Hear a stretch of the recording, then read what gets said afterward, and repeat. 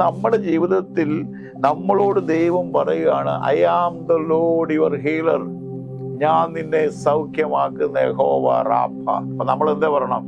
Yes, let be so. അതുപോലെ സംഭവിക്കണം. അതെ, നീ സൗഖ്യമാക്കുന്ന എൻ്റെ ദൈവമാണ്, നീ എന്നെ സൗഖ്യമാക്കുന്ന കർത്താവാണ്.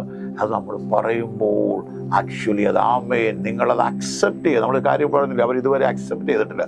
നീ അക്സെപ്റ്റ് ചെയ്യണം.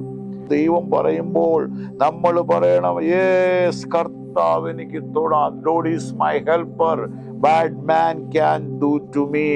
മനുഷ്യൻ എന്നോട് എന്ത് ചെയ്യാൻ കഴിയും? ആമേൻ, അങ്ങനെ പറയണം. അതുകൊണ്ടാണ് God is for us, who can be against us? ദൈവം നമുക്ക് അനുകൂലമാണെങ്കിൽ ആരാണ് നമുക്ക് പ്രതികൂലം? ലോകം മുഴുവൻ നിങ്ങൾക്ക് അനുകൂലമാണെങ്കിലും ദൈവം നിങ്ങൾക്ക് അനുകൂലമല്ലെങ്കിൽ നിങ്ങൾ പരാജിതരാണ്, നിങ്ങൾ നിർഭാഗ്യവന്മാരാണ്. എന്നാൽ ലോകം മുഴുവൻ നിങ്ങൾക്ക് എതിരാകരുത്. നമ്മളായിട്ട് എതിരാർക്കും വേണ്ട.